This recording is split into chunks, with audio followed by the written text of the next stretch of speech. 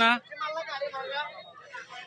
পাহাড়ি ঢল আর বৃষ্টিতে সৃষ্ট আকস্মিক বন্যায় বিপর্যস্ত ফেনী, কুমিল্লা, নোয়াখালী, লক্ষ্মীপুর, মৌলভীবাজার, হবিগঞ্জ ও খাগড়াছড়ি। বাড়িঘরে হাঁটু থেকে কোমর সমান পানি ওঠায় বিপাকে পড়েছেন এসব জেলার বেশিরভাগ মানুষ। বন্যার পানিতে গ্রামীণ সব সড়ক ও ফসলি জমি তলিয়ে গেছে, ভেসে গেছে পুকুর ও খামারের মাছ। সবশেষ ১৯৮৮ সালে ভয়াবহ বন্যার মুখোমুখি হয়েছিলেন ফেনীর বাসিন্দারা।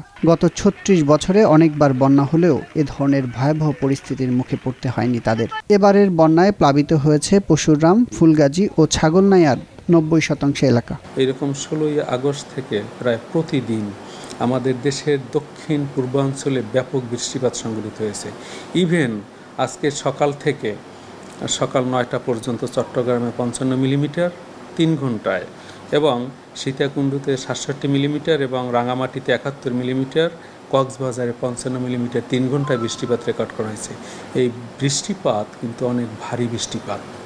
সুতরাং এই যে বৃষ্টিপাত সেটা আজকেও অব্যাহত থাকবে এবং দেশের দক্ষিণ পূর্বাঞ্চলে এই বৃষ্টিপাত এখনও ব্যাপকভাবে বৃষ্টিপাত সংঘটিত হচ্ছে। এমন অবস্থায় হবিগঞ্জ, ফেনী, ব্রাহ্মণবাড়িয়া, নোয়াখালী ও কুমিল্লা জেলার জন্য কিছুটা স্বস্তির খবর দিয়েছে আবহাওয়া অধিদপ্তর। একই সাথে ভারী বৃষ্টি আর বন্যার আশঙ্কার কথা জানানো হয়েছে লক্ষ্মীপুর, ফেনীর দক্ষিণাঞ্চল, খাগড়াছড়ি, রাঙ্গামাটি, চট্টগ্রাম ও কক্সবাজার জেলার জন্য। হবিগঞ্জ, ফেনী, ব্রাহ্মণবাড়িয়া, নোয়াখালী এবং কুমিল্লায় আগামীকাল বিকেল থেকে এই বৃষ্টিপাতের তীব্রতা অনেকটাই কমে যাবে। তবে আশঙ্কার বিষয় হলো যে লক্ষ্মীপুর, ফেনীর দক্ষিণ অঞ্চল, খাগড়াছড়ি, রাঙামাটি, চট্টগ্রাম, কক্সবাজার এবং এর অদূরবর্তী চর লক্ষ্মীপুর সহ এইসব জায়গায় ব্যাপক বৃষ্টিপাতের সম্ভাবনা আছে। ভারী বৃষ্টিপাত হলে চট্টগ্রামের পাহাড়ি এলাকায় ধসের শঙ্কা রয়েছে বলেও জানিয়েছে আবহাওয়া অধিদপ্তর। আশঙ্কার বিষয়ে যেটা বললাম যে দক্ষিণের চট্টগ্রাম বিভাগের দক্ষিণের জেলাগুলোতে আরও ব্যাপক বৃষ্টিপাতের সম্ভাবনা রয়েছে, এবং আশঙ্কার বিষয় যে এই অতি ভারী বৃষ্টিপাতের কারণে বিশেষ করে চট্টগ্রাম পাহাড়ি এলাকায় ভূমিধসের সম্ভাবনা রয়েছে।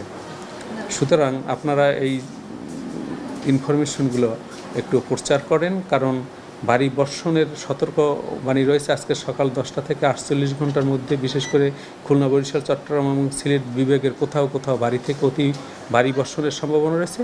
এগুলো সবই হচ্ছে মৌসুমী বায়ুর সক্রিয় থাকার কারণে। এদিকে দেশের উত্তর পূর্বাঞ্চল, পূর্বাঞ্চল এবং দক্ষিণ পূর্বাঞ্চল অববাহিকা নদীগুলোর বন্যা পর্যবেক্ষণ ও তথ্য উপাত্ত সংগ্রহ এবং প্রচারের জন্য কন্ট্রোল রুম খুলেছে বন্যা পূর্বাভাস ও সতর্কীকরণ কেন্দ্র। এছাড়া পরবর্তী নির্দেশ না দেওয়া পর্যন্ত বাংলাদেশ পানি উন্নয়ন বোর্ডের উত্তর পূর্বাঞ্চল দপ্তরসমূহের সব কর্মকর্তা ও কর্মচারীর ছুটি বাতিল করেছে পানি সম্পদ মন্ত্রণালয়।